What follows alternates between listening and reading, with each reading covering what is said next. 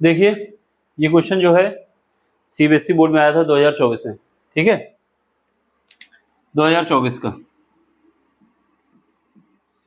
CBSE board में आया था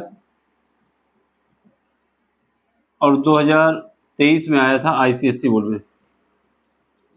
ठीक, इसमें क्या है देखो, इसमें फाइंड करना है integration x square log x square minus 1 dx का, इसका हमें इंटीग्रेशन फाइंड करना है। देखो कैसे करते हैं इसको।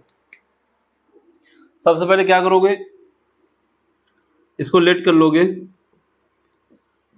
क्या लेट करोगे कि आई इज इक्वल हमारे पास क्या है इंटीग्रेशन, और क्या हो जाएगा लॉग एक्स स्क्वायर माइनस 1, हमने इसको पहले लिख लिया है, ठीक है, और यहाँ पे एक्स स्क्वायर बाद में लिख लिया है, एक्स स्क्वायर बाद में लिख लिया है। ठीक, यानी क्रम इनका चेंज कर लिया है। क्रम क्यों चेंज किया है ये समझो, क्योंकि ये जो इंटीग्रेशन होगा बाई पार्ट होगा, यानी इसमें दो फंक्शन है, एक लॉग एक्स स्क्वायर माइनस 1 है, दूसरा एक्स स्क्वायर है, ठीक है, और dx। तो इसका क्या होगा बाई पार्ट इंटीग्रेशन होगा। कैसे होगा सुनो, अगर हमारे पास कभी भी ऐसी कंडीशन आती है कि बाई पार्ट इंटीग्रेशन करना होता है, तो उसके लिए जो फार्मूला होता है, पहले तो फार्मूला देख लो। फार्मूला क्या होता है इंटीग्रेशन, जैसे एक फंक्शन हमारे पास f1 है, दूसरा फंक्शन हमारा f2 है, और इन दोनों फंक्शन का हमें इंटीग्रेशन करना है। याद रखना f1 है और f2 है, ये दोनों x पे डिपेंड है। तो इसमें इंटीग्रेशन क्या होता है कि पहले फंक्शन को ऐसे ही लिख दो यानी f1, दूसरे फंक्शन का डिफरेंशिएशन कर दो, सॉरी पहले फंक्शन को ऐसे ही लिख दो, दूसरे फंक्शन का इंटीग्रेशन कर दो। समझ गए, पहले फंक्शन को ऐसा ही लिखना है, दूसरे फंक्शन का इंटीग्रेशन कर देना है, फिर उसके बाद माइनस लगाएंगे और यहाँ पर इंटीग्रेशन का निशान लगाएंगे, ये इंटीग्रेशन का निशान है, सिंबल ऑफ इंटीग्रेशन। ठीक, फिर उसका ब्रैकेट लगाएंगे। अब क्या करेंगे, पहले फंक्शन का डिफरेंशिएशन, याद रखना पहले फंक्शन का डिफरेंशिएशन, फिर उसके बाद सेकंड फंक्शन का फिर इंटीग्रेशन, और यहाँ से टोटल का इंटीग्रेशन। तो हमारा ये फार्मूला होता है अगर बाई पार्ट इंटीग्रेशन करना होता है, तो बाई पार्ट इंटीग्रेशन करना होता है तो ये फार्मूला होता है। ठीक है, और एक बात सुनो, यहाँ पर बात आती है कि पहला फंक्शन क्या होगा, पहला फंक्शन क्या होगा, तो इसके लिए हमें क्या याद रखना है, आइलेट, आइलेट याद रखना है, आइलेट याद रखना है। ये हमारा फर्स्ट फंक्शन को बताएगा कौन सा फर्स्ट फंक्शन है,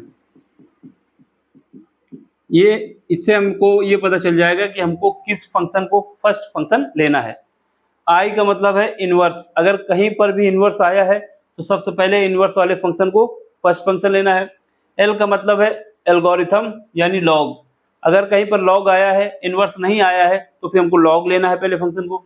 ए का मतलब है एल्जेब्रिक, अगर हमारे पास कहीं पर भी इनवर्स और लॉग नहीं आया, एल्जेब्रिक आया है तो उसको पहला फंक्शन लेना है।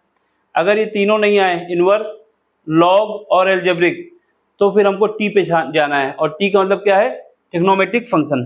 ठीक है, इसके बाद लास्ट में नंबर आता है किसका, ई का, अगर कोई फंक्शन नहीं है तब हमको ई को लेना है सेकंड फंक्शन। ठीक है, इतना हमें याद होना चाहिए। तो यहाँ पर देखो इसी वजह से हमने क्या किया, क्योंकि इस फंक्शन में कहीं पर भी इनवर्स वाला फंक्शन नहीं था, कोई भी इनवर्स फंक्शन नहीं था। एल पे आए, एल हमारा लॉग है और लॉग का फंक्शन दिया हुआ है, इस वजह से हमने इसको पहले लिख दिया, क्योंकि इसको हमें पहला फंक्शन मानना होगा इस कंडीशन के हिसाब से, और इस फार्मूले के हिसाब से इंटीग्रेशन करना होगा। ठीक है, तो हम फिर करते हैं। तो हमारा पहला फंक्शन क्या हो जाएगा, पहला फंक्शन हमारा लॉग का हो जाएगा। क्यों हो जाएगा, क्योंकि आइलेट के हिसाब से लॉग सेकंड नंबर पे है, तो यहाँ से इंटीग्रेशन इसका करते हैं। ठीक है, तो क्या करोगे इंटीग्रेशन करने के लिए, हमने इस फार्मूले को बताया कि क्या करना है, पहले फंक्शन को जो हमको मानेंगे उसको ऐसे ही लिख देना है, और पहला फंक्शन हमने क्या माना है f1, क्यों माना है, क्योंकि हमारे पास आइलेट की वजह से एल हमारा जो है इनवर्स नहीं है तो एल आ जाएगा, और ये हमारा क्या होगा सेकंड फंक्शन होगा। ठीक, ये लिखना नहीं, वहां पर मेंशन नहीं करना है आपको, ये हम आपको बताने के लिए इसको हम पहले माने हैं, इसको सेकंड माने हैं। ठीक है, करो फिर क्या करते हैं, पहले फंक्शन को ऐसे ही लिख देते हैं। तो हमारा पहला फंक्शन क्या है लॉग, पहला फंक्शन हमारा क्या है लॉग, उसको ऐसे ही लिख दो लॉग एक्स स्क्वायर माइनस 1। ठीक है, इसको हमने ऐसे ही लिख दिया। फिर उसके बाद क्या करना है, दूसरे फंक्शन को हमें इंटीग्रेशन करना है। दूसरा फंक्शन क्या है, एक्स स्क्वायर, और हमको अगर एक्स स्क्वायर का इंटीग्रेशन करना होता है तो क्या होता है, एक्स का क्यूब हो जाएगा डिवाइड बाई 3 हो जाएगा। कैसे हो जाएगा, क्योंकि हमारे पास फार्मूला ये होता है, अगर हमारे पास कोई फंक्शन है एक्स की पावर n, इसका हमें क्या करना है, इंटीग्रेशन, तो ये होता है एक्स की power n+1 divide by n+1। समझ गए, एक्स की power n+1 divide by n+1, तो उसी का यूज हम करेंगे। तो यहाँ से क्या आएगा, एक्स की पावर 3 हो जाएगा और डिवाइड बाई 3 हो जाएगा। तो ये तो हमारा पहले पार्ट का हो गया। अब इसके बाद फिर माइनस लगाते हैं, माइनस लगा देंगे, इंटीग्रेशन का निशान लगाएंगे, ब्रैकेट लगाएंगे। अब क्या करना है, पहले फंक्शन का डिफरेंशिएशन, पहला फंक्शन हमारा क्या है, ये है, तो इसका डिफरेंशिएशन करोगे तो क्या आएगा, 1/x² -1, और इसके बाद 2x² का करोगे कितना आ जाएगा, 2x आ जाएगा। कितना आ जाएगा, 2x आ जाएगा। इसके बाद क्या करना है, हमारे पास f2 का क्या करना है, इंटीग्रेशन करना है। तो f2 का जब इंटीग्रेशन करोगे कितना आ जाएगा, x³ डिवाइड बाई 3, फिर हमारे पास ये dx हो जाएगा। समझो क्या हुआ है, यहाँ पर हमारे पास ये इस जो पहला फंक्शन था उसका क्या करना था, डिफरेंशिएशन करना था। और हमें याद होना चाहिए, अगर हमारे पास कोई फंक्शन log x है, उसका हम dx करते हैं, d/dx करते हैं, तो ये आता है 1/x, क्योंकि यहाँ पर 1 ये क्या है, x² -1 है, तो ये हमारा आ गया x की जगह पे। इसके बाद इसके बाद x² का हुआ तो क्या हुआ, 2x हुआ, ठीक है। इसके बाद x² का 2x हुआ, और इसके बाद सेकेंड फंक्शन क्या है, ये इसका जब इंटीग्रेशन किए तो कितना आ गया, x³ डिवाइड बाई 3 dx, इतना हो गया। अब इसको अरेंज करें, जब अरेंज करेंगे तो क्या आएगा, ये हमारा x³ को आगे ले आए, x³/3 आगे हो गया, और ये फंक्शन क्या हो गया, log ब्रैकेट में क्या आएगा, x² -1, ये तो हमारा हो गया एक तरफ। अब यहाँ पे आओ, यहाँ पे आए तो क्या करेंगे, ये हमारा क्या होगा, 2/3 आगे आ जाएगा, कांस्टेंट है, 2/3 आगे आ गया। अंदर क्या बचा, अंदर हमारा बचा इंटीग्रेशन, ये क्या है, x है, क्योंकि 2/3 बाहर ले लिए हैं, x की पावर 4 हो जाएगा, ये हमारा x की पावर 4 हो गया, डिवाइड बाई क्या आएगा, x² -1, और ये dx हो गया, ठीक है, इतना हो गया। अब क्या हुआ, अब हमको करना होगा, इसको फिर से इंटीग्रेशन करना होगा। कैसे करेंगे, क्योंकि हम तभी इंटीग्रेशन कर सकते हैं जब हमारे पास जो ऊपर x की पावर है वो नीचे की पावर से कम होनी चाहिए। ऊपर x की पावर जो है वो नीचे की पावर से कम होनी चाहिए, समझ रहे, ऊपर की पावर नीचे की पावर से कम होनी चाहिए। तो हमें क्या करना होगा, इसको डिवाइड करके इसका ऐसी कंडीशन बनानी होगी जहां पर ऊपर की पावर कम हो जाए, ठीक, समझ गए। चलो फिर करते हैं।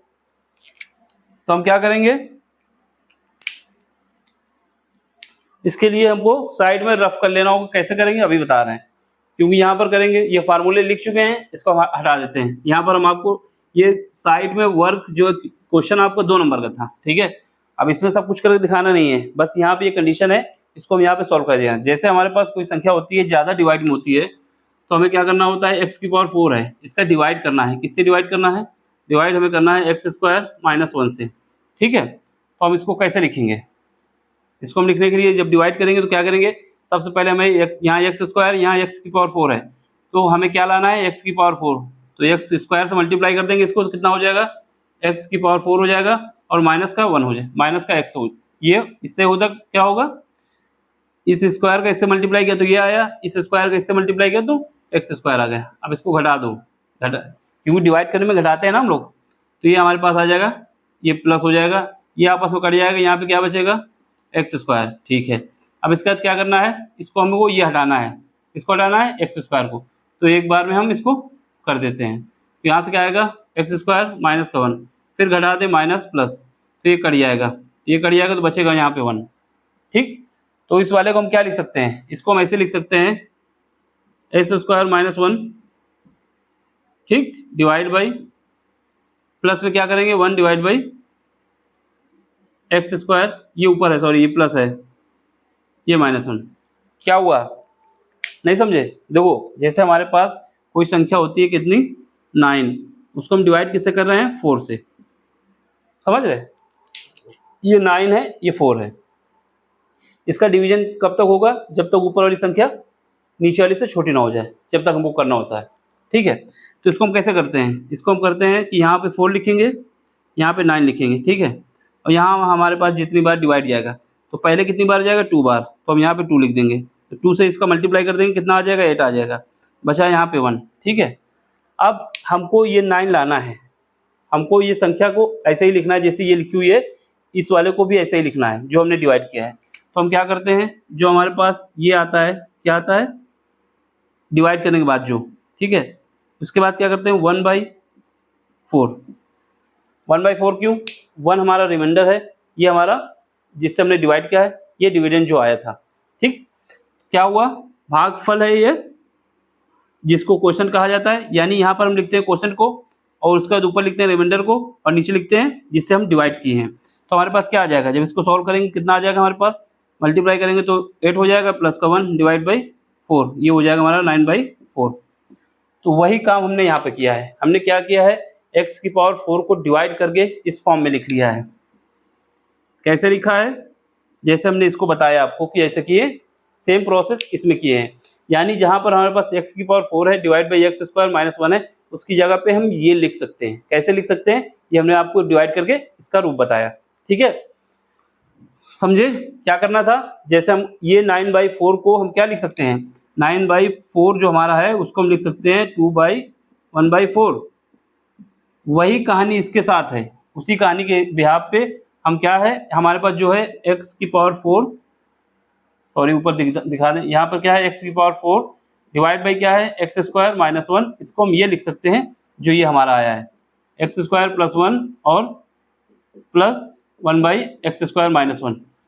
तो वही हम यहाँ पे लिखेंगे। ठीक है, तो इसका मतलब ये बराबर ये हो जाएगा। कैसे आया, ये डिवाइड करके हमने आपको दिखाया।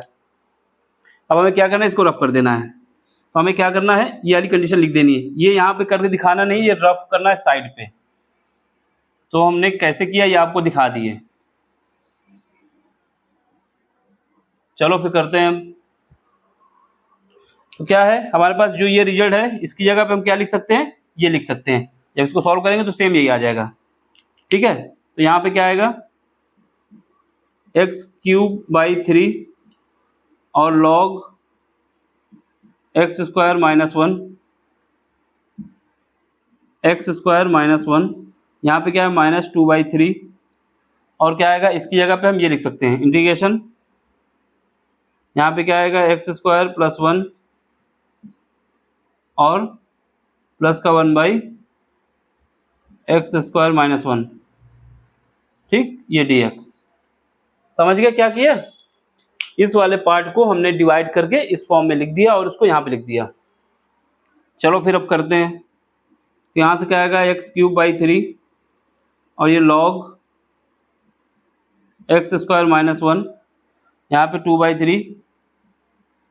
ठीक है, अब इसको अलग अलग कर दो। जब इसको अलग अलग इंटीग्रेशन कर दें या इंटीग्रेशन सीधे कर देते हैं, तो पहले अलग ही कर लेते हैं। तो यहाँ पे क्या आएगा, इसका जब अलग करेंगे तो यह आ जाएगा x स्क्वायर प्लस 1 और ये dx आ जाएगा।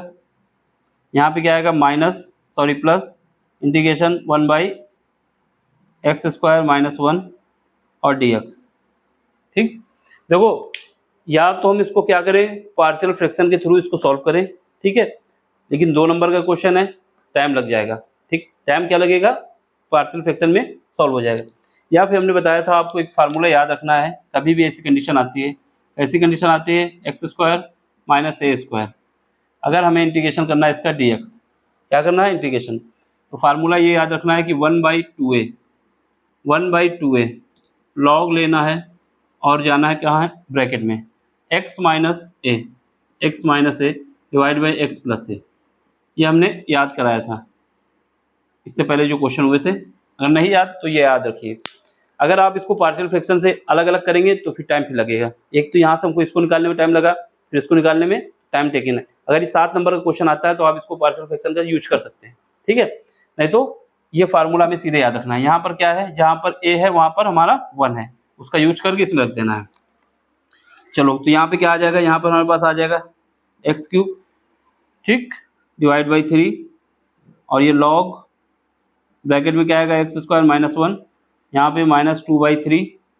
अब यहाँ पे आओ, इसका इंटीग्रेशन करोगे एक्स क्यूब बाई 3 और इसका करोगे प्लस का एक्स आ जाएगा, इसका करोगे तो ये आ जाएगा, इसका करोगे तो ये आ जाएगा। ठीक है, अब यहाँ पे आओ, यहाँ पे हमें क्या करना है 1/2 करना है और a की जगह 1 है, लॉग यहाँ पे क्या है x -1 और x + 1, एक c लगा देना है कांस्टेंट।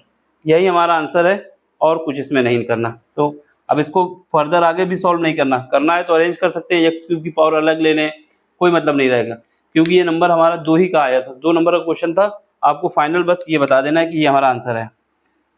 ठीक है, तो यही हमारा आंसर है। अगर किसी को खुजली है करने की तो यही कर सकता है कि इसको अरेंज कर दे, x³/3 अलग कॉमन ले ले और लॉग के साथ रख दे। ठीक है, और इसके बाद 1/2 के साथ x को दे दे, कोई मतलब नहीं, अरेंज करने की जरूरत नहीं, इसको यहीं तक करना है।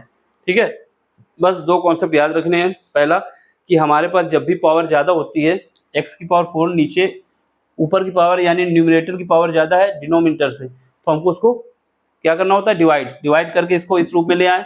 इसके बाद यहाँ पर हमारे पास आ गया ये, तो ये कंडीशन बन गई हमारे पास कौन सी, एक तो ये x -1 x + 1, तो ये हमारा पार्शियल फ्रैक्शन सॉल्व होता है।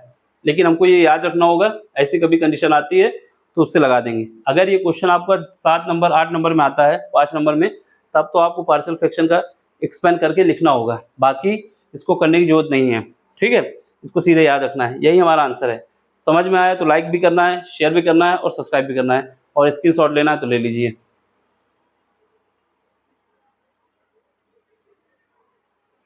Thank you for watching.